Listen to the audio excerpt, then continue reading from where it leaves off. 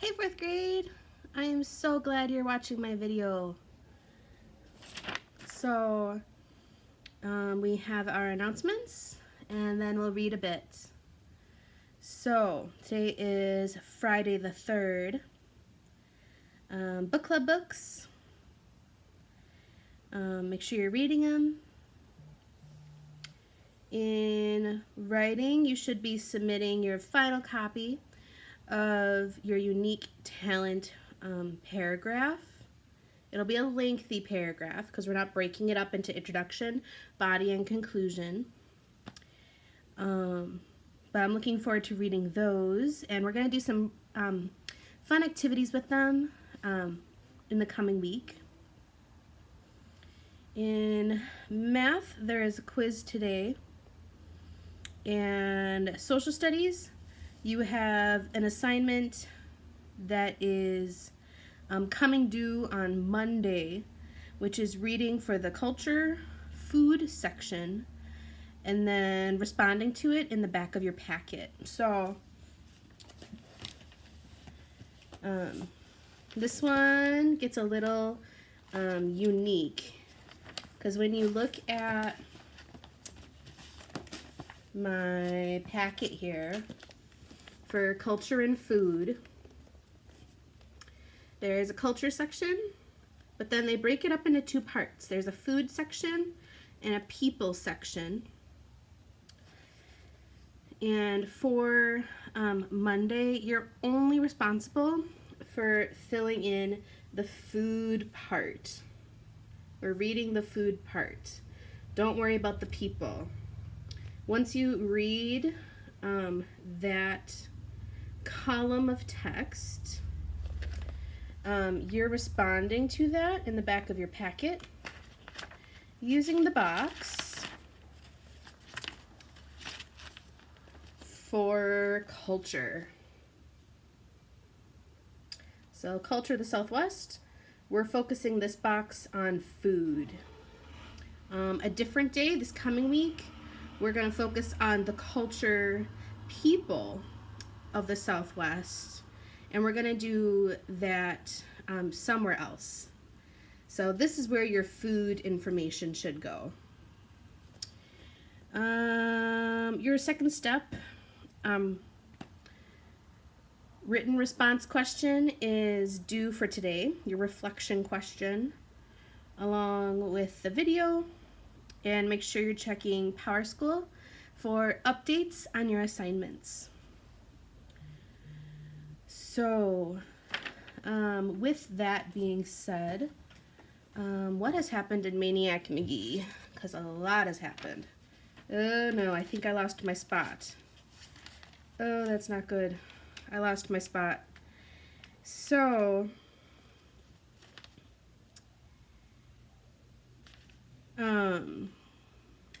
we were, Maniac had found his place where he wanted to live, 728 Sycamore Street, and he's taking that to heart as his real address. And the neighborhood has come to know him as this unique kid. And where we ended is whether being different is a good thing for Maniac, or being different is not so good. And we talked just a little bit about how in real life, if somebody's different from us, sometimes we treat them differently too. And it's something for us to be aware of and to include everybody, just like we do at recess. So,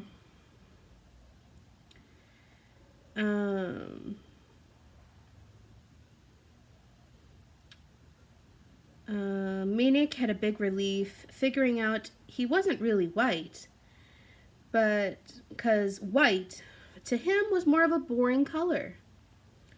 But there it was, piling up around him. Dislike. Not from everybody, but enough. And Maniac couldn't see it. And then, all of a sudden, He could. Chapter 17. It was a hot day in August. It was so hot. If you stood still too long in a vacant lot, the sun bouncing off chunks of broken glass or metal would fry a patch on your skin. So hot, if you were packing candy, you had soup in your pocket by 2 o'clock. So hot, the dogs were tripping on their own tongues.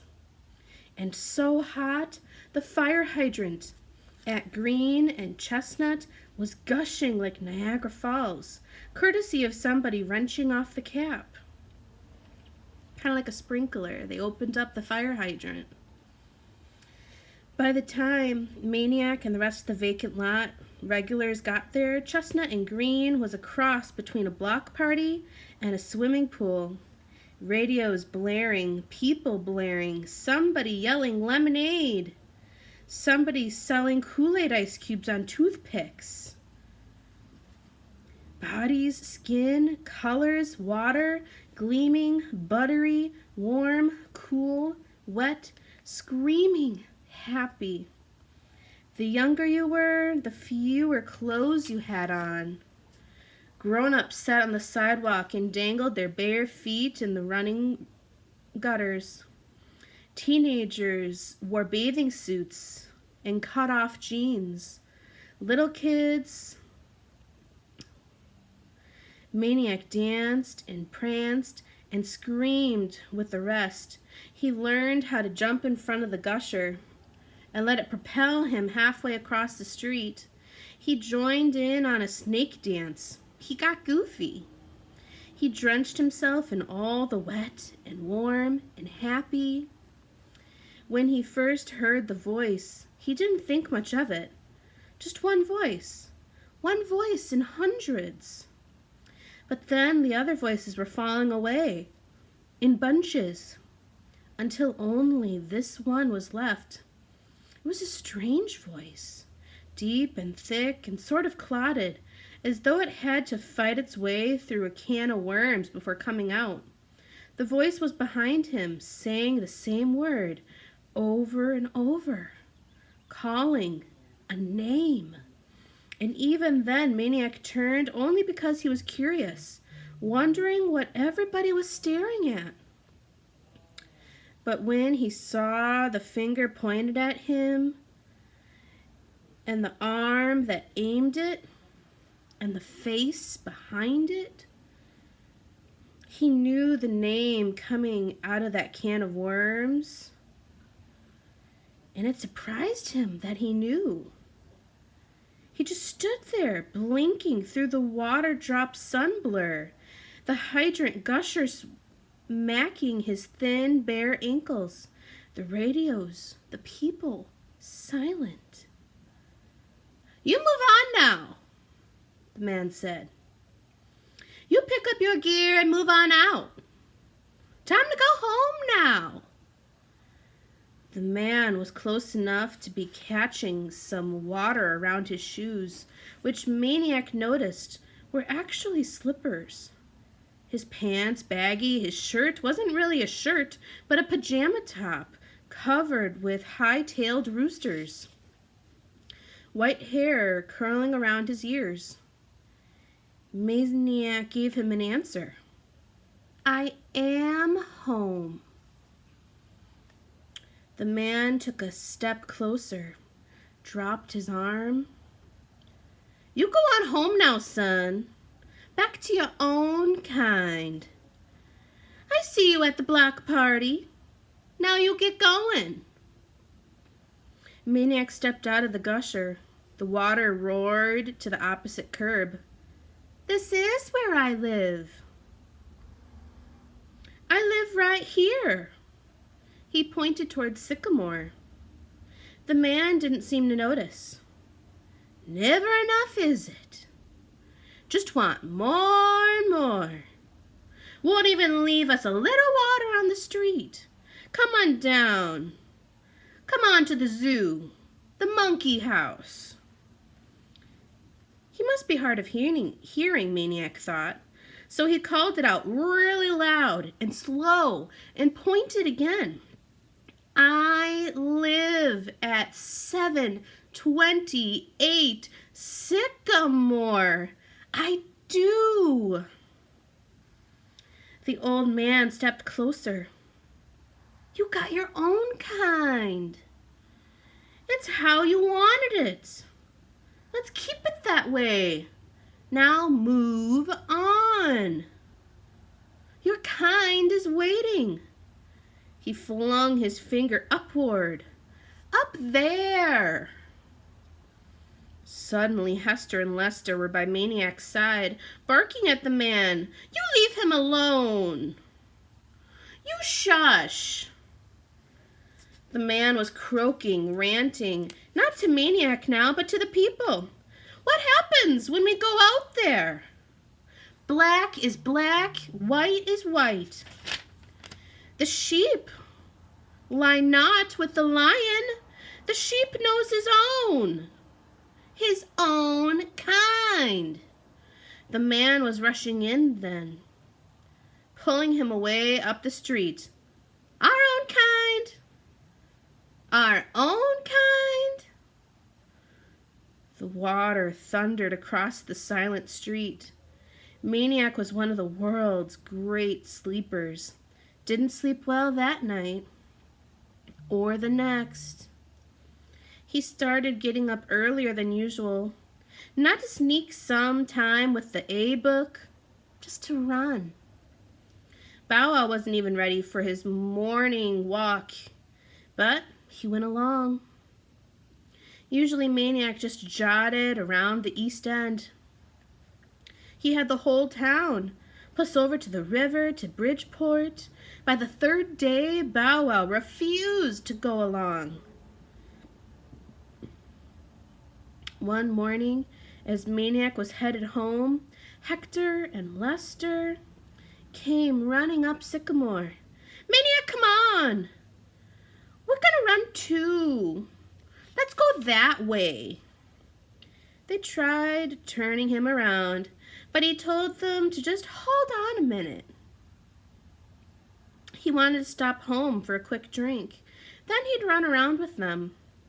They just kept yelling and tugging and pushing and grabbing his legs. And then Amanda was pedaling frantically up to him, slapping on a quick smile and gasping, Hey, I'm going to the store. Want to come along? Maniac checked the sun. It was hardly up to the second stories. Stores aren't open yet, he said. Ooh. So something's happening. Something or someone.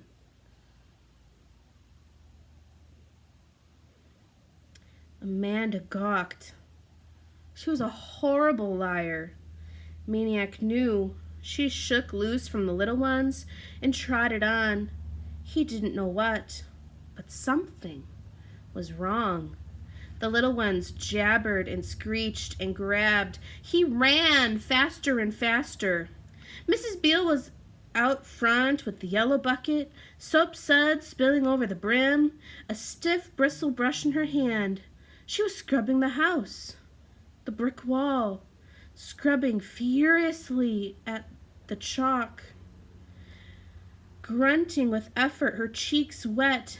He had seen way too much, way too early, too fast.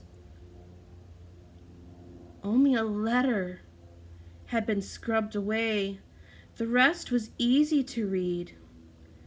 The tall yellow letters, the same color as the scrub bucket. Go home. That breaks my heart. Amanda tried to reason with him. You can't listen to that old coot. He's goofy. He's always saying stuff like that. You can't go because of some one nutty old coot. Maniac pointed out that it wasn't the nutty old coot who chalked up the front of that house. Amanda laughed. That's no big deal. It wasn't even paint. And if they really meant it, They would have done it in paint. And anyway, don't you know they did my mother a favor and gave her a chance to get out the bucket and do some serious scrubbing. Ever since the kids stopped cramming the house, she hadn't known what to do with herself. Now she's happy again. Maniac didn't answer. Amanda didn't understand that most of the hurt he felt was not for himself, but for her and the rest of the family. She stomped her foot. You gotta stay. I don't want to do anything. You go. You'll starve. Was I starving before I came here? You'll freeze to death in the winter. Your fingers will get all stiff. They'll break off like icicles. I'll go somewhere. Somewhere. Like the deer pen? I'll be okay. Or maybe Prairie Dog Town. Huh? How about that? She jabbed at him. If you live in a gopher hole, you'd be starving. And that would be perfect, because then you'd be so skinny you could fit right on down there all snugly in those little tunnels. He shrugged. Sounds crazy. He was driving Amanda bonkers. He was acting so different, all glum and winicky, as if he didn't care. Not about anything. Fourth grade, I'm so glad you joined me for reading today. I hope you had a great week. I know it's a beautiful day outside, so maybe take Miss Malloy's advice and Mr. Bizworm and go outside. Even if you don't run around and play, set yourself up a little bit in the grass or on a chair and just soak in that awesome sun. That is so good for you. Fourth grade, I miss you lots. Keep sending me your emails, and I'll be seeing you on Monday. Only 4 more school days until our spring break. Take care, everybody.